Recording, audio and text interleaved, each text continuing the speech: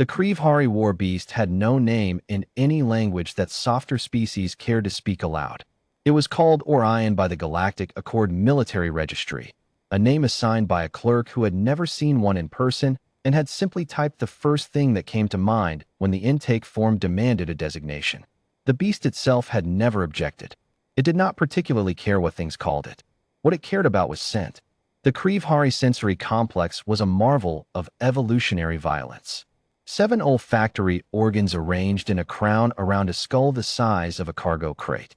Chemoreceptors capable of parsing 300 individual biomarkers from a single exhaled breath. Fear, dominance, health, deception, grief, combat readiness. The Krivhari had evolved not merely to smell the world, but to read it, to understand at a molecular level what stood before them and whether it deserved to live. The Accord had acquired Orion at tremendous cost. Not in currency, in lives. 17 handlers had tried. 11 survived. The survivors were celebrated as heroes and quietly reassigned to desk positions.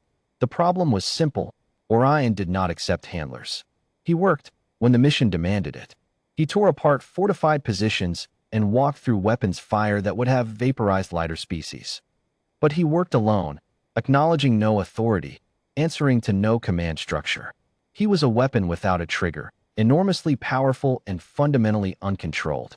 Commander Vessel of Tides, a senior Polhari officer with 4 decades of military service and a reputation for pragmatism, had proposed the Cadet Selection Initiative. Rather than assigning experienced handlers, people Orion had already dismissed, they would bring Orion to the academy on Threshold Station and let him walk the ranks of new cadets. He chooses, Vessel of Tides had written in the proposal. We provide candidates. He selects. The proposal had been approved, largely because no one had any better ideas. The cadets stood in formation in Hangar 7. 48 individuals representing 11 species, Polhari, Drevathi, Sun, Kori, Vekian, and others, arranged in 8 rows of 6, back straight, eyes forward, doing their best to project the calm professionalism their instructors had drilled into them. They were failing. Cadet Zara stood in the 3rd row, 4th position. She was human, which made her one of 2 humans in the cohort and something of a curiosity to the others. Humans had been part of the Accord for less than a century. They were still considered, by most species, to be charmingly unpolished, enthusiastic and durable, but emotionally volatile and somewhat baffling in their social behaviors.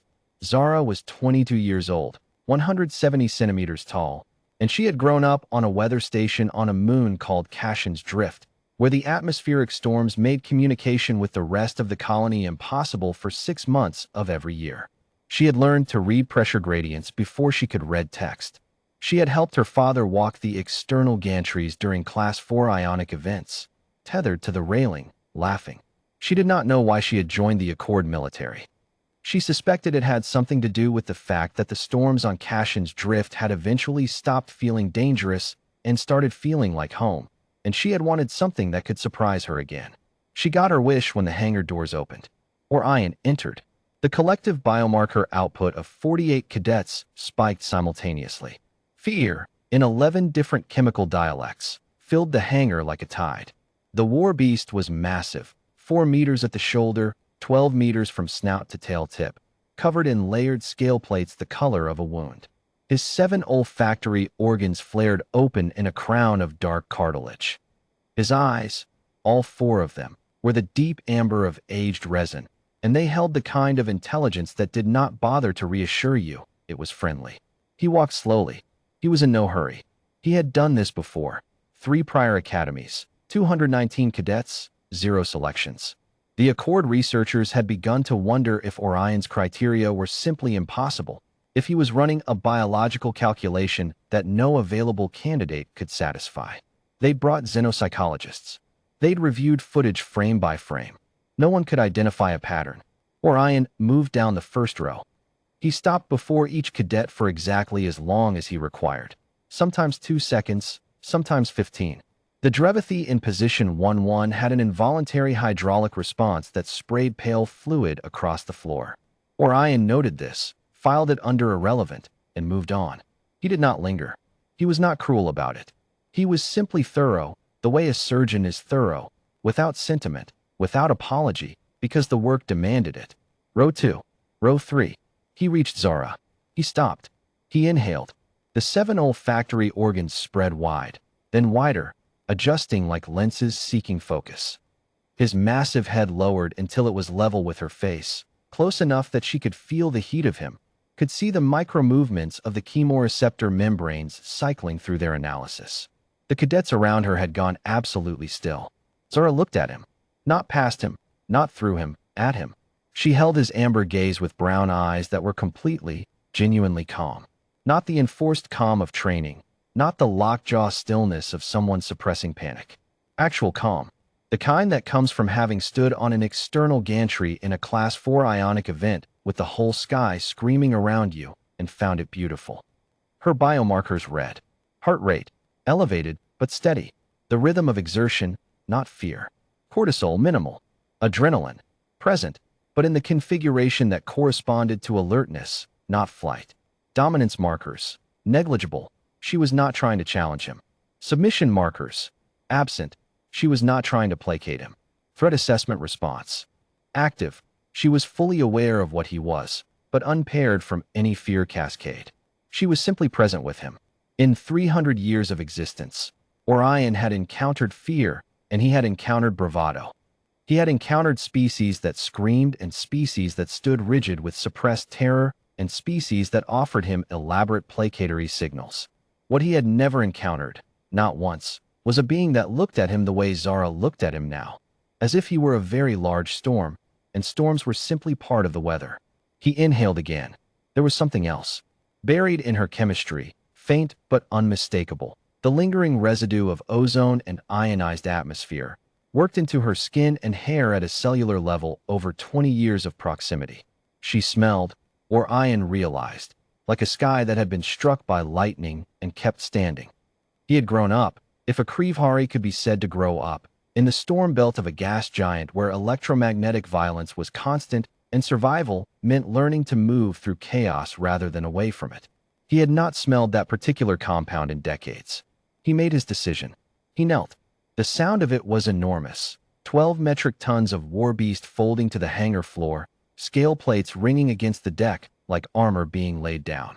His great head descended until it rested near her feet. Not in submission, Krivhari did not submit. In recognition, an acknowledgement, given to very few things in his long existence, that the being before him was worth knowing.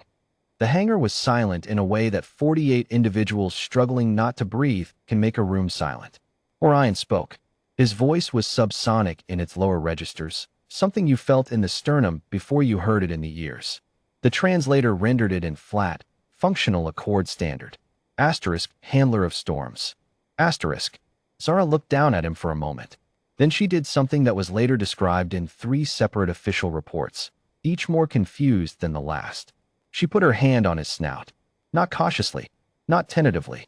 She rested her palm against the scale plates between his eyes the way you would rest a hand on the railing of a gantry in the dark, before a storm, when you needed something solid.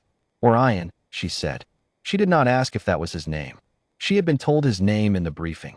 She was simply using it, directly, the way you speak to something you intend to take seriously.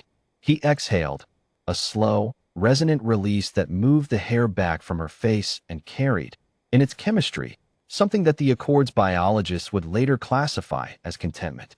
Commander Vessel of Tides, watching from the observation gallery above, made a quiet notation in the mission log. Asterisk selection achieved. Cadet designation, Zara. Species, human. Recommend immediate transfer to Krivhari Handler Program. Note for file. Do not attempt to explain this. Simply proceed. Asterisk. In the hangar below, the war beast and the stormwalker remained still for a long moment. The largest predator in the Accord's military inventory, and the young woman who had grown up in the kind of weather that makes most species never go outside again. They were, it turned out, entirely at home with each other. Outside, somewhere in the dark between stations, a new assignment was already being drafted. The storms they would walk into together were considerably larger than the ones on Cashin's Drift. Zara, who had been looking for something that could surprise her, was not afraid. Neither was Orion. For the first time in 300 years, that made two of them.